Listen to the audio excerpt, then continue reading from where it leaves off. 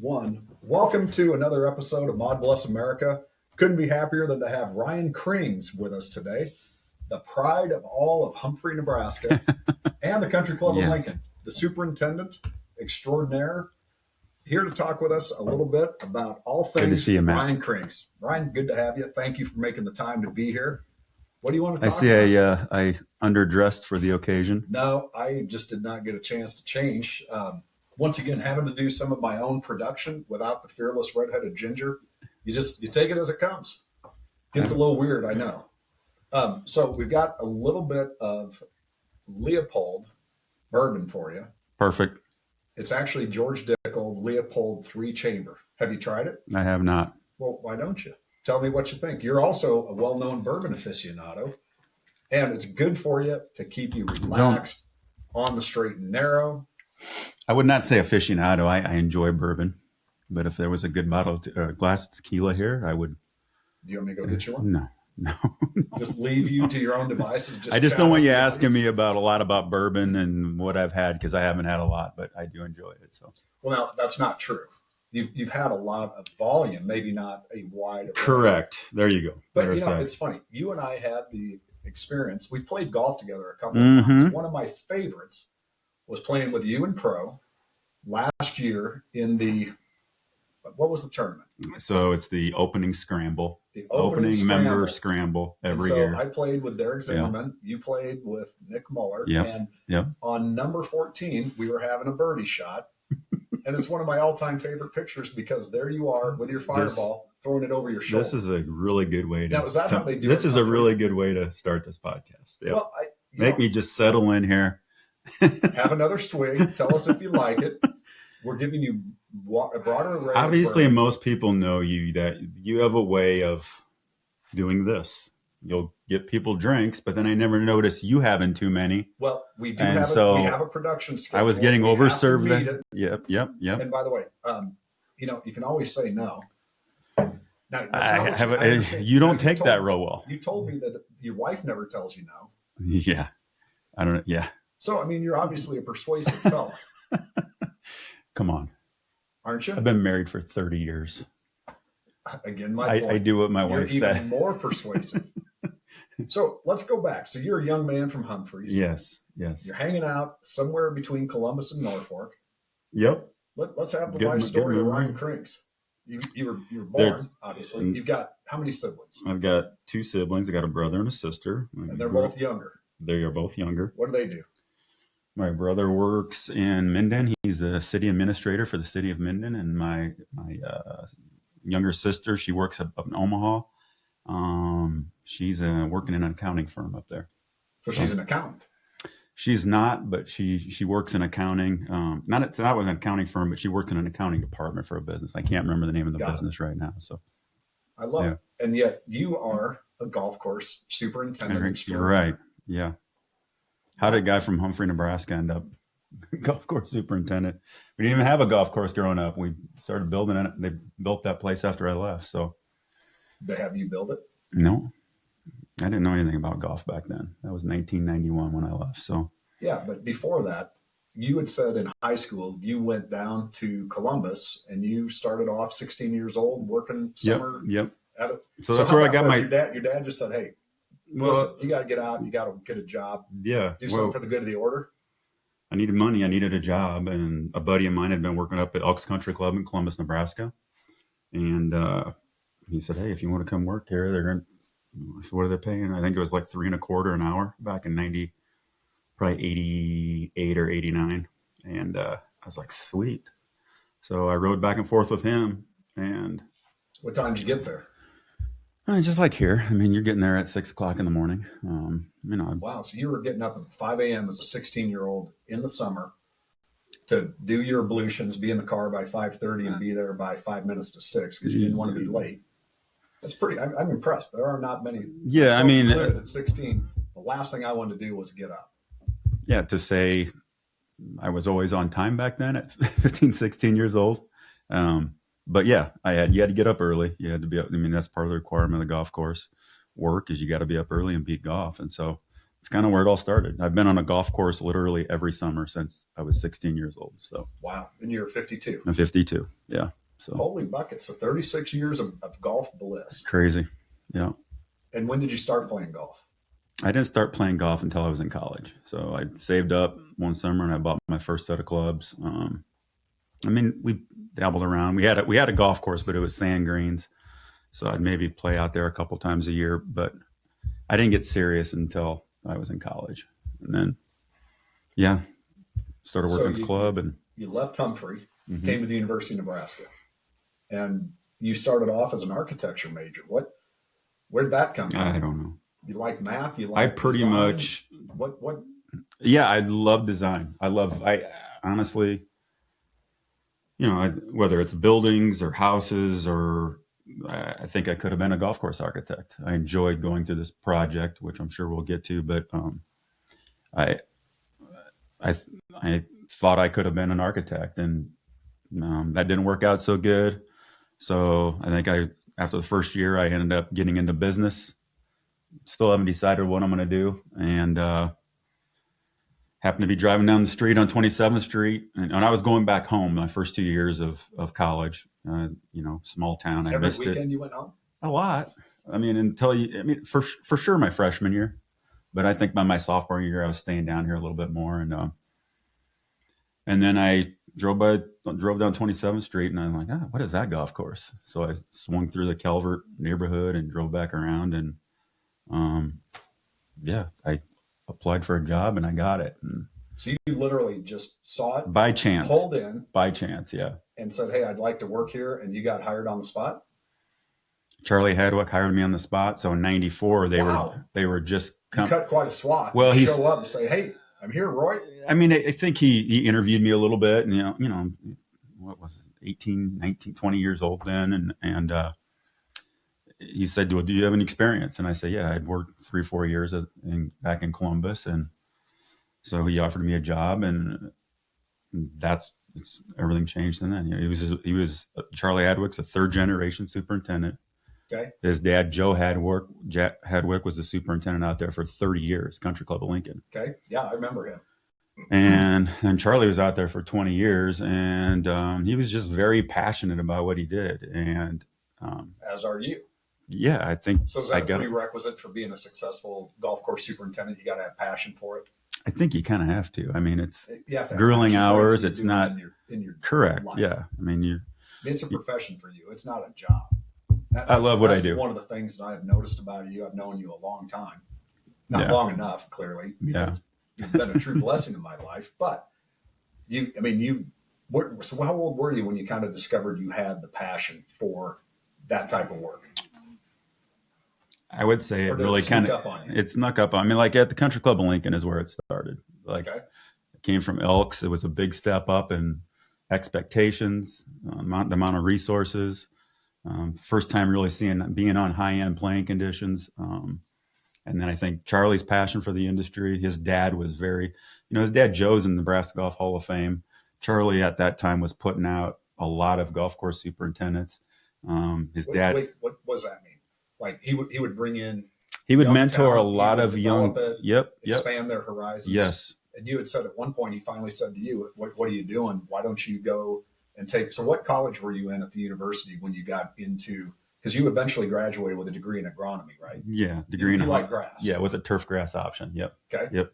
So, what college is that? College of Agriculture. College of Agriculture. Okay. Yep. And guys like you can. When you graduate with this degree, you can get into sports fields, manage, soccer fields, whatever, turf. You can manage sod farms, and so I knew none of this was there. And Charlie's one that's like, "Hey, go talk to this person. If you really like this stuff, why don't you get into this?" And so I did. And so you graduated. You got a Bachelor of Science in agriculture. Mm-hmm. And it's a subset in. I did graduate. You keep questioning that. No. I'm not questioning. I'm just giving you a chance to enlighten the studio audience for your and as I talk, I'm like, this is so freaking boring. I can't believe it. We'll say something exciting. I got nothing. You're the exciting one. You just went radio silence. Did you see that? Yep. Try that again. I did. I'm fine. I just want to make sure. I know how you operate. Dude, like I said, we had a time schedule. Otherwise, I'd have poured one for myself. But Yeah. oh no, Sure you would have. Well, check it out. We have Maude Bless America glasses right here, studio audience. Check So that good. out. Check that out. Well done. In the meantime, do you want me to leave? I'll go pour myself one. You just talk to the camera. I prefer not. So we had the conversation. Here you are, finding your way, like all of us do, trying to figure out what we want to do in school. Literally trying to find my way. Charlie refers you over to Ag College. You go in there. One of these trips home. So was this your your freshman or sophomore year? You ran into your now wife, Amy, who's also from Humphrey. Yeah, Amy's 2 years younger than me. We started dating. We were not. She went to the same school. In high school. In high school, but she was 2 years younger. Creighton in Omaha. Yep, correct. So we started dating her senior year of high school. It would have been my sophomore year of college. Oh my God, you're a cradle robber. Correct. Yeah. Total predator. Yeah. You're a groomer. Come on. Well, she was 18 years old. But Nebraska, the age of majority is 19. Okay. Statute of limitations is told. We're all good. So she goes to Creighton, and you had mentioned at one point you were not necessarily convinced your GPA was where you wanted it. Started dating Amy, and what changed? Did she literally just say, Ryan, you want to date me? You want all of this? Pull that GPA up? How'd the conversation go? Or was it just yourself? So my grades were pretty good in high school, but you can imagine you leaving a town of 800. Now I'm down in Lincoln, Nebraska. Think about the 90s back then. What football team was, and there's this O Street that has all these bars on the same road, and it was. But you weren't old enough. It was sensory overload, man. I figured it out. So anyway, yes, I have said my grades were not the best, and then when she went to Creighton and she's in finance, I quickly learned if I wanted to see her, I was going to have to go there to visit her. And so there was a lot of Saturday nights we would spend in the library. And it's amazing, like you put in the work. You put in the work for school, it actually shows in your GPA, I learned. So you weren't just like if you show up, you weren't just sitting there pining, looking at her, and no, she's studying. She's a overachiever. Like yeah. So she's like, oh, I'm studying this weekend, so you can come up if you want, but if you want to hang out, we're going to the library. And now, didn't you tell me that was where you learned your method of foreplay, begging? Just like a dog. That's what it was. Okay. That's where I learned. And when she said, "Yes, still no, you're out," that's when you decided. I said, "All right, well, kind of like her. I better go up there and take my books with me. Take my books with me, and I guess if I'm going to sit there, I can't just, might as well study." So, wow, good for you, and yay for Amy for doing that. Yes. Now, is the rumor true that you graduated with honors? No, that's not. That rumor's not true. With honors, no. I mean, I graduated. I don't know. I think it might have been a 3.5. Wow. Okay. It's not honor material. Well, it could be. We're both. Where did you hear that from? Well, take a guess. One of our mutual acquaintances. Oh. So be that as it may, you come out, you graduate, and you knew you were going to then have a job as an assistant superintendent at the country club. So your senior year, everybody else is scrambling to find a place to go. You already had it in your back pocket. So Charlie had alluded to me before graduation. He said, "There's a job here if you want it. I would like you to go out and apply for an assistant job at a couple different courses just so you get some experience interviewing, but I'm not going to let you get away." So he knew before I graduated, by just me working there in the summer, that he wanted me to come work for him. So where else did you apply? I applied at the Pines up in Valley, and I can't remember. I had 2 interviews. Might have been Crooked Creek, maybe. No, because Crooked Creek wouldn't have been built. I can't remember. Okay. He made me do 2 interviews just to get some experience. He wasn't just going to hand it to me. That was his only thing. Well, how'd you like that? I mean, you had an intro interview when you just showed up and said, "Hey, I'd like to work for you." So what were the other interviews like? Were they a little more, I don't know, in the 90s? I mean, they wear you down and just you with it's questions. Howd that go? Yeah. I mean, it's like a like typical interview. Podcast. You just get a bunch of questions, right? You just get drilled, and they talk about bagging your wife and whimpering when you. They were No, good. no, Like, book bag, book bag. Hey, this is a kid's. This is PG, dude. Whoa, easy. you're the one that was whimpering over there, bagging. Oh, well, hey, that again. I don't disclose sources. Gotcha. Yeah, the interviews were good. I think I actually, the one guy I interviewed with, I think I was up in the Pines, I'd called back to Charlie and said, "Hey, I'm going to offer this guy a job." And he says, "Well, no, I'm gonna hire him. So he's not available. I just wanted him to come up there and interview." So Wow. So you probably didn't even get the offer because it got rescinded. it did before I even got the He's chance a to say crafty no. devil, old Charlie. Yeah, he was. So when did you guys decide you wanted to get married? You knew you had a job coming out. Amy's 2 years younger, so she would have been starting her junior year. You're graduating. So did she transfer down to Nebraska, or did she keep? No. staying in She stayed and got her degree from Creighton University. I believe she graduated in '97. We got married in September of '98. So Okay. pretty quick. Yeah. By that time, we had been dating for 4 or 5 years. So And so by that point, you got married in '98. Keep going then. What's the cadence? What's the sequence? So I got married in '98. I was assistant at Country Club of Lincoln, and then by that time, by late '90s, I was getting really tired of being an assistant. So I was actively. What is it about being an assistant? Well, you want to make more money, and then at a certain point, you want to call your own shots. You want to get your own golf course. So you want to spread your wings. Yeah, exactly. Been great in the nest. Time for me to fly. Yep. And I felt I was ready, and so I was applying for jobs. Did you tell Charlie you were applying? Yeah, he was helping me. Really? He knew it was time for me to get going. So, wow. So yeah, I actually, you talk. Things could have went so much different. Thank God, I ended up getting a job with Landscapes Unlimited, taking over Arbor Links Golf Course. But I actually in Nebraska City. That was a brand new golf course. But before that, I applied for York Country Club. Okay. I was just looking for. I just was ready to go, right. And they offered me it, and I didn't take that. And then at Crooked Creek, they offered me a job that I almost took, and I actually had to call one of Bill's guys at his office and say, "I need to know because I'm ready to go and I'm going to take this job." And I could have easily, my life would have been much different had I taken either of those jobs. So the fact that Bill Kubley saw something in me, and I got to grow in a new golf course on Arbor Links at 28 years old. So wow. So you use that term one other time, grow in. What does that mean? A grow in is when golf courses, you're not golfing on it. You're basically, I just went through a growing at the Country Club of Lincoln. Right. All new greens, all new tees, all new fairways. So at Arbor Links, it was literally, I went down there summer of 2001, and I was working construction. Okay. So helping put in drainage, just trying to fit in wherever I could.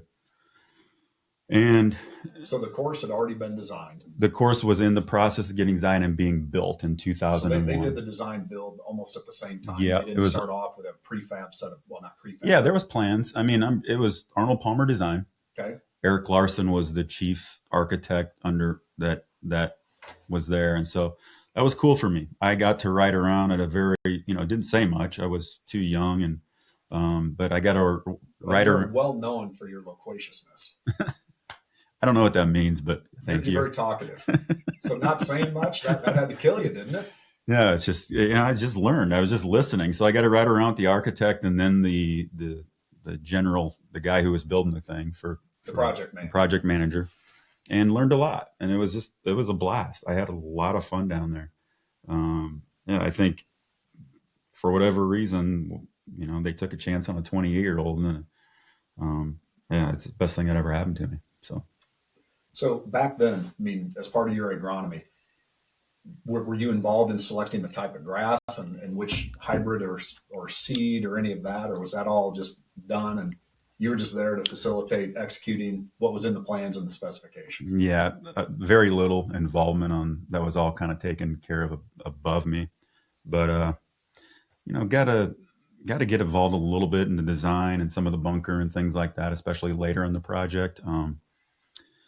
But yeah, overall, it's like you're going to work construction, and then when we start seeding, you're going to take over from there. And so that's that's what happened.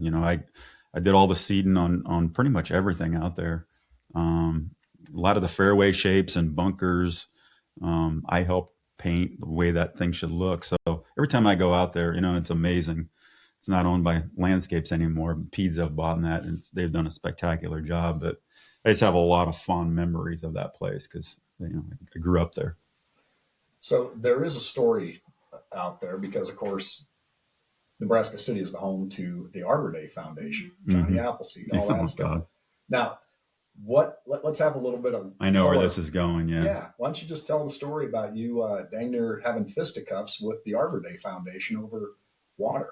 What happened? I don't think it was that bad, but Just wrestling? yeah, Greco-Roman wrestling? yeah, harsh words.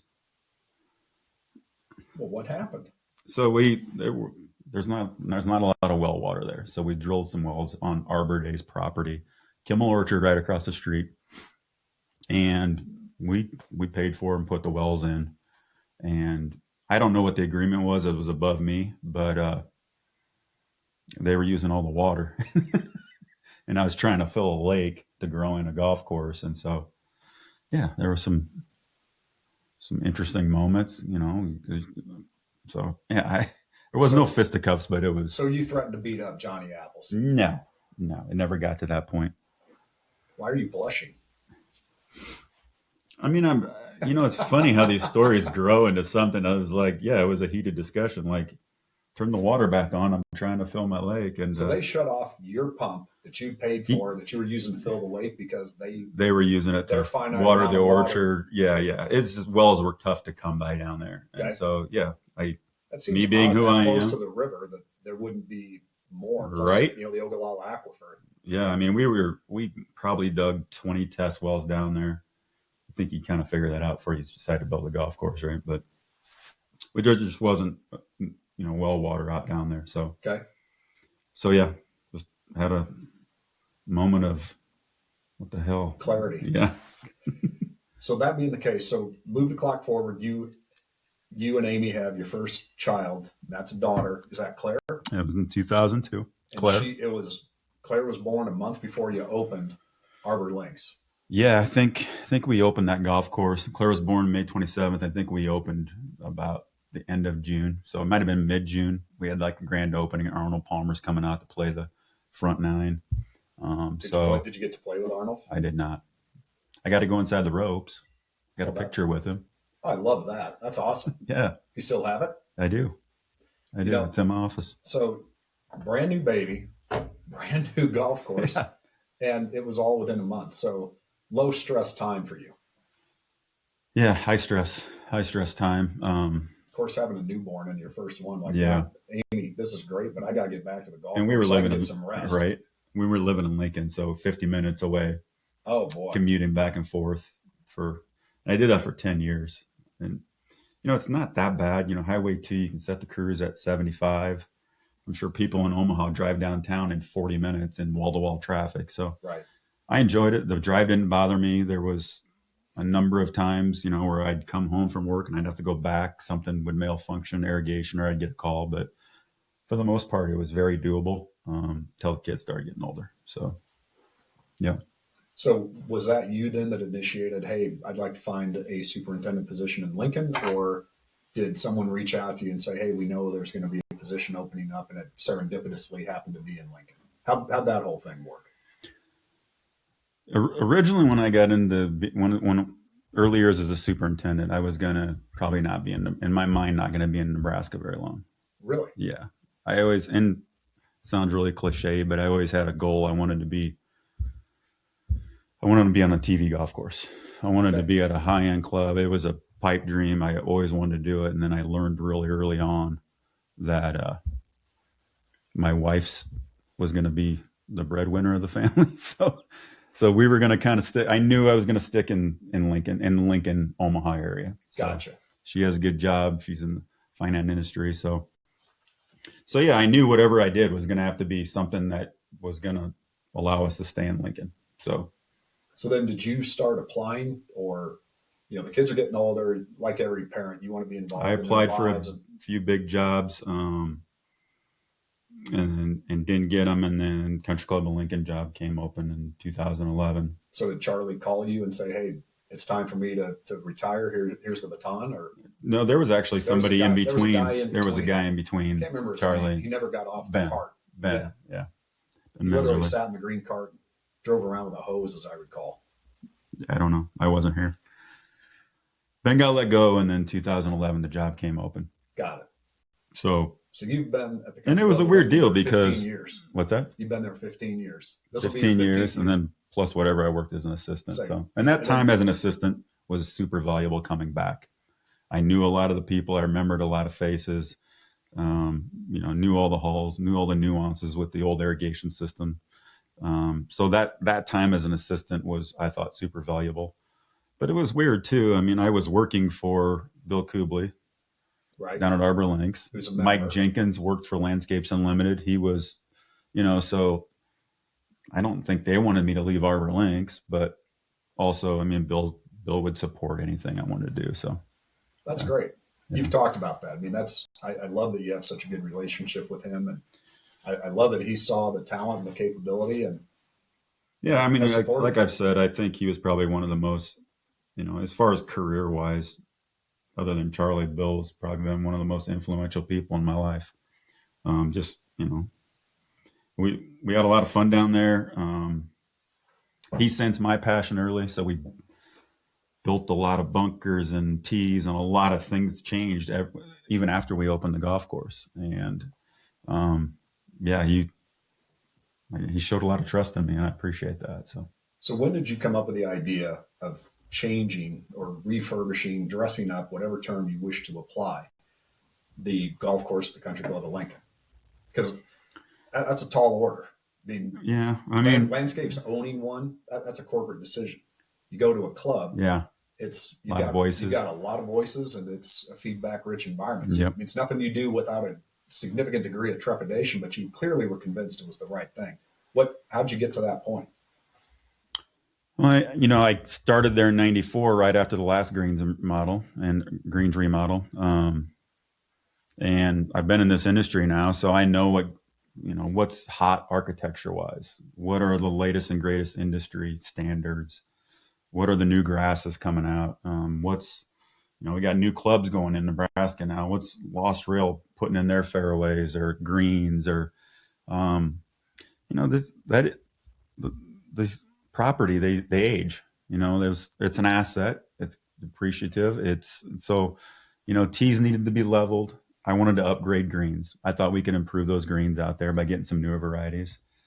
So by improving the greens, you're not necessarily talking about topography. Just the grass. Just the grass. So what was it, the difference in the grass? Just newer varieties, less inputs, able to tolerate Nebraska summers better. Okay. More sustainable. I just think when I go putt at some of these places, and that's the thing is I think playing golf helps a golf course superintendent, especially if you can go to some nice clubs and you can see what they're doing. And so, the ponds needed work. Okay. They were starting to stink. It was hard for me to control weeds and LJ. We had a very aging tree population that was requiring a lot of resources that I thought was wasteful. And every time the wind would blow, and we haven't totally fixed that, but I thought we were overplanted, especially what I saw, what was going around the country with good architecture. These trees, they were overplanted in the 40s, 50s, and 60s. Little trees got big, and we were just hitting down bowling alleys. And then I hear about golf courses around the country. They're old clubs, just like us. Architects are going in and removing trees, a lot of trees. There was just a lot of little things that were eating at me, and trying to figure out how to accomplish all of this, in-house. And it just got to the point. I mean, I've told this story numerous times. In 2019, we had lost 3 big trees down the right of one approach leading up to 2. They didn't all happen that year, but 2019, I got approval to, Ryan, let's go build some bunkers kind of over in that area. And the board approved it. Okay. And I had to go back and say, I just don't feel comfortable with this. I think the country club should have a well thought out plan. There should be a master plan in place. We're not a club that should be just willy nilly building tees, throwing in bunkers, just on a whim. I just didn't feel comfortable with it. And so I had to go back to the board and say, can we take a step back? That's when they said, hey, I said, this is what I'd like to do. I'd like a little bit of front money. I want to form a committee. I want to hire an architect. I want to put together a long range master plan. And that's kind of when it all started. I think Jeff Jenkins might have been president. I could be wrong. Yep. So this has been a long process for me. So 2019. Yeah. Yeah. So you're a strategic thinker. I mean, to think that long term, but you talk about grass and varieties, but God dang it, you're clearly an arborist. You have to be a weather forecaster to understand the weather that's going to be happening and what's going to survive a hot, humid Nebraska summer. And jack of all trades, master of none. Yeah, well, you have to be a jack of all trades, but I disagree with master of none. Yeah, I mean, you've had an incredible fall and winter leading into spring for growing new grass, Yeah. for a grass in redo of the Country Club of Lincoln, 102-year-old asset. Again, it's not something you do without some trepidation. But I agree with you. I love the fact that you had the foresight and the wisdom to say, let's get the committee, let's engage the architect. If we're going to do it, let's do it right. But also, let's do the whole thing, and then we don't have to mess with it for another, generation or two. Yeah, I mean, and what's That's crazy is like, I'm just make sure it's silent. It was hard to go around there. And I'm not. There was nothing wrong with the old golf course. Would you agree? No, It was fine. It just It was trying beautiful. to trying that to was the convince big- somebody like, wait a second, you want to redo this place, and number one, we're busy. We're growing in membership. and golf continues to be And highly it's popular. flourish. We're a flourishing club, Correct. and I always had to, I'd be like, well, I don't. It's kind of hard to come in here if the fairways or greens are dying every year, trying to sell you on a remodel. And so, the process of getting there, that long haul, it took some key members, which obviously you're one of those. And there was, starting in 2019, there was just some very key people that had to get involved to get this done. Yep. And then we hired a great architect. We'll say it again. The process, I'm very proud of it. I think we could write a book on how to get something like this through. And the vote, I think the membership is going to be thrilled when they get out there this spring. I've been out there on it, all day today, and I just look around and go, wow, this place is, for not rerouting a golf course, there is so much different. I'm excited for like young guys that grew up there and maybe have left, that grew up playing that course, maybe have left, but come back as a guest and see, because I think people are going to be blown away. Well, that'll be my brother. He grew up. He played a lot more golf at a younger age than I did out there. He's a member of Marion now, out in Philadelphia, a storied course. Unbelievable golf course. And it is an unbelievable. And they're on 125 acres. Yeah. They're not. There's an example. There's a PGA golf course. They've hosted majors. Yes. A small footprint.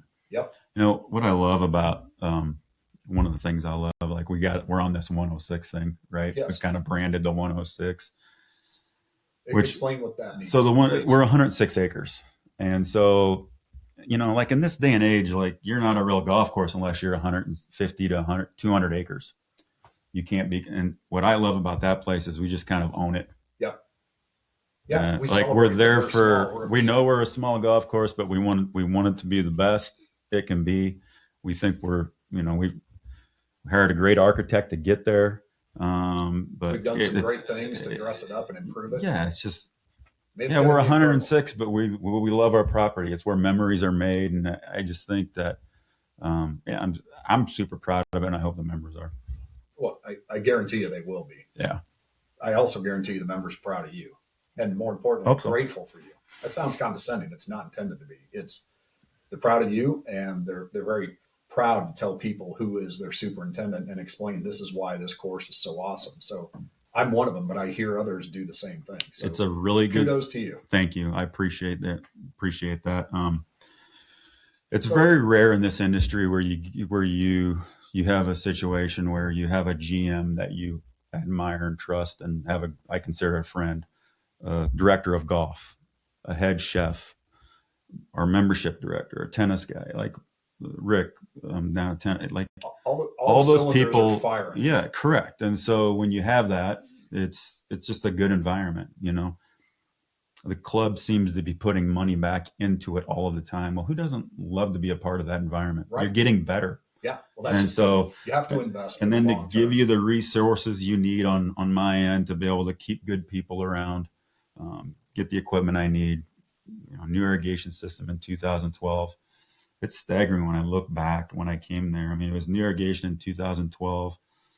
I think we remodeled the clubhouse 2014, 15 with the parking lot, new maintenance facility, cart barn in 1920. What was wrong with the old cart barn? You saw they were nasty. They were military surplus Quonset huts. Yeah, Quonset and huts. Is it true you Natural skylights? Had to use the front loader to put them back on the foundation Yeah. after a big Well, that was a windstorm? cart barn. The cart barn knocked off the foundation, so we picked it up with the front forks and set it back on the foundation. So unbelievable. But there's no question, like without support of the golf shop staff and Nick and his team, we've been I think a good formidable team of getting in hopes of making that place better for everyone. So, but clearly, yeah. So when you are not devoted to the golf course, clearly you're mistress because you love her dearly. Mm-hmm. What else do you do? We talked about sampling a little bourbon once in a while. You golf a little bit. You were coaching the kids. Coaching the kids early, and then they got like I knew nothing about soccer, so it got to the point where I was like, I can't do this. And you've outgrown me. I was just there to kind of go pick up the balls at the end of the practice. But so I was helping out coach where I could. I coached my son's basketball team, and so I'm going to be an empty nester here in a couple months. And so naked so Sundays. we got to figure it out. Naked Sundays. I love that. God. We'll see. I'm just going to give you a moment to contemplate that. Does that really happen? Oh, hell yeah. Okay. Don't knock on our door on Sunday. I will be over here Sunday afternoon. For hamburgers. Yes. Naked hamburgers. Oh, my God. So what else do you do? I mean, that was the kids, but you have I work a lot in the summer, so we don't really take summer vacations. My wife always says, like, I get Ryan for 48 hours if we leave, to do anything because of my job. But then the winter we can do things. So we just took the kids to Cancun last summer. So we try and take a family vacation every winter.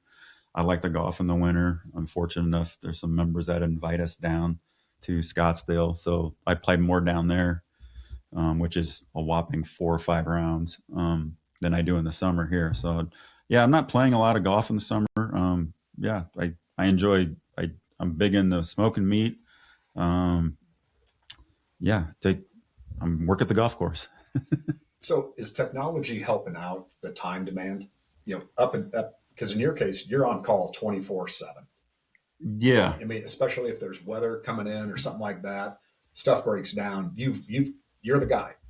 But in turn, for example, one of the comments you made that I thought was pretty, I hadn't really thought about it, but the fact of the matter is that AI and robots are going to totally change golf course maintenance from the standpoint of getting rid of the great big mowers and the weight on them, which is damaging to the course and to the turf, but also replacing the labor.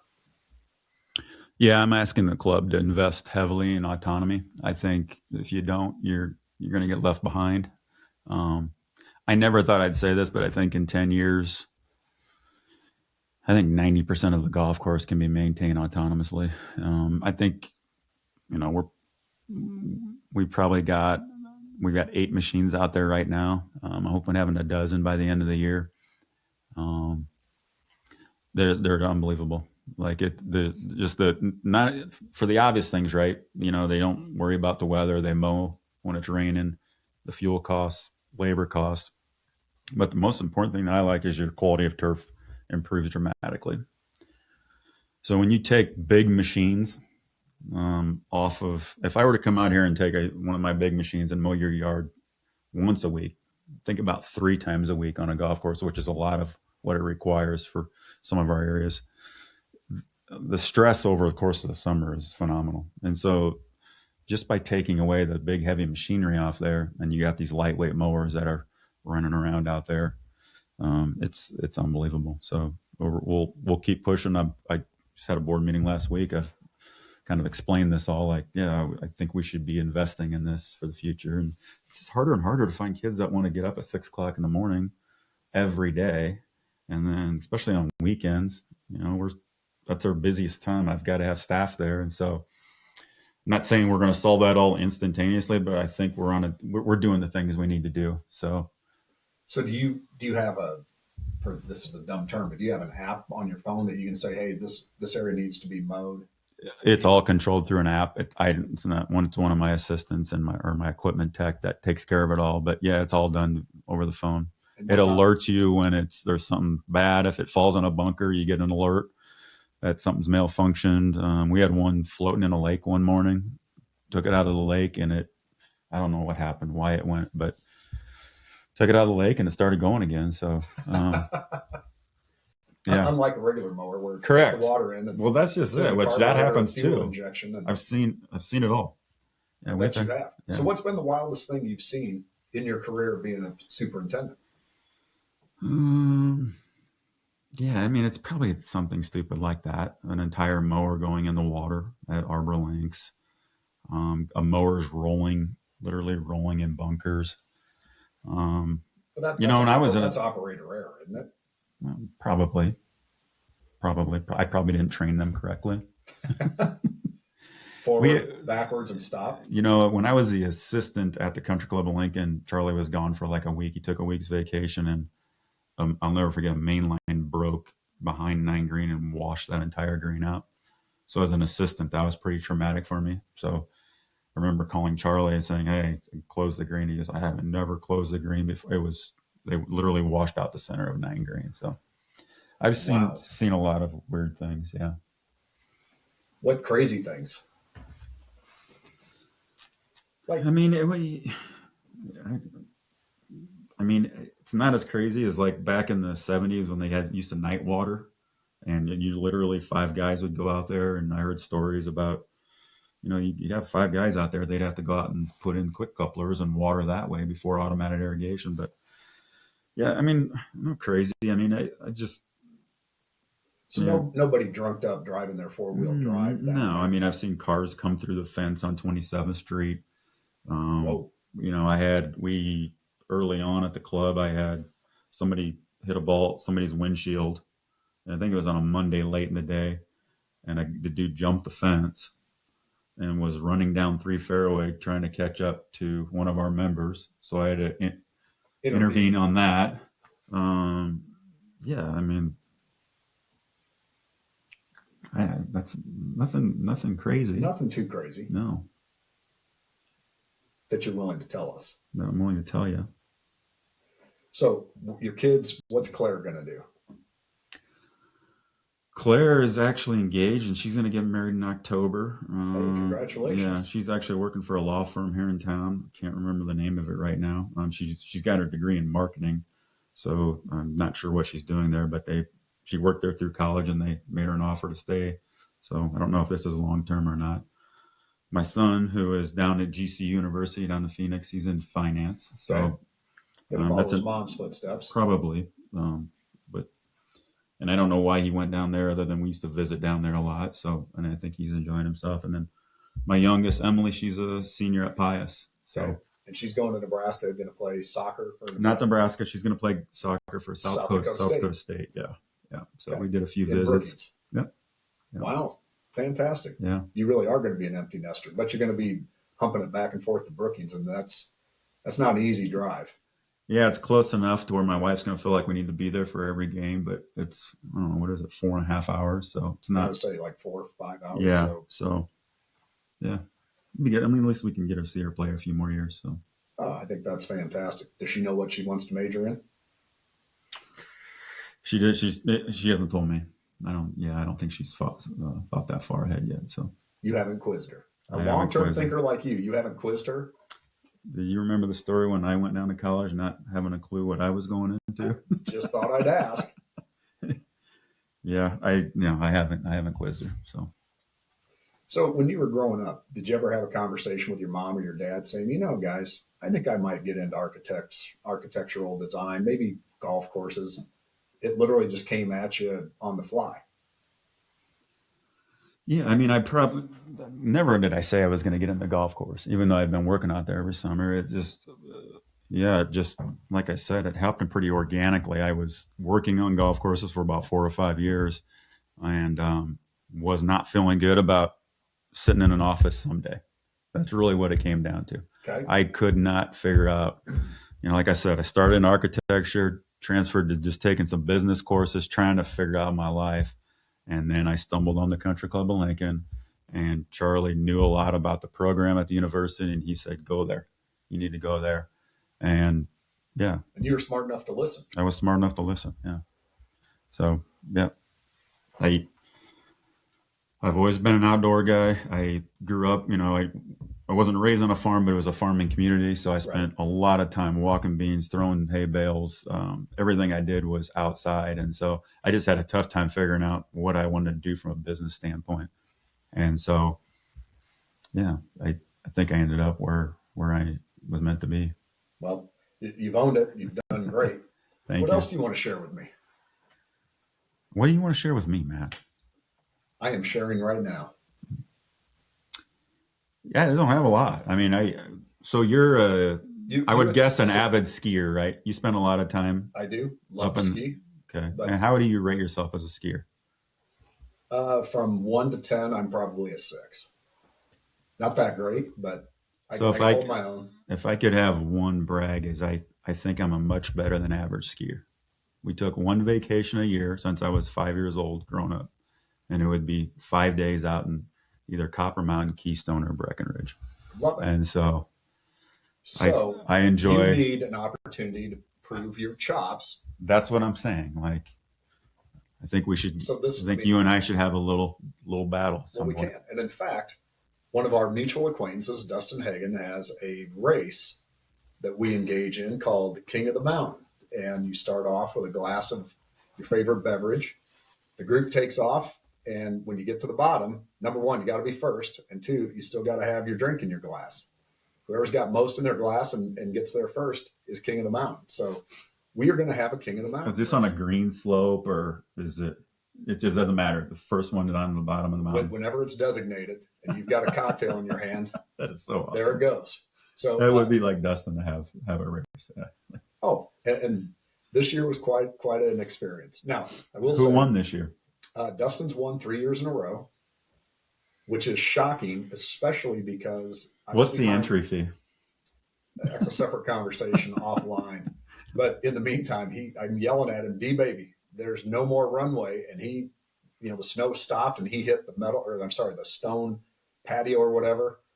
He took a dive. I mean, it was comical, but he popped up and he still had his stuff in there. He's like, I'm King of the Mountain. And he owned it. He gloated and he deserved it. I would love an opportunity to partake in that. Let's plan on it next year. Because, this leads back into it. For as great basically an entire season from when you close the course through the construction all the way up here until March 26th, it's been extraordinary weather, especially for Nebraska. It's been unbelievable. But for one thing, I mean, we're in a heat dome and it seems to run that band from the southeast part heading northeast to somewhere, it seems like around Des Moines because it's cold and snowy, Cedar Rapids, Iowa City on east, but it's dry. They're not going to salvage the season out in Vail and Beaver Creek, that whole Eagle County. What percentage of snow are they at out there? I mean, everyone's different, I'm sure, but what you're used to, where you're at. Oh, it's abysmal.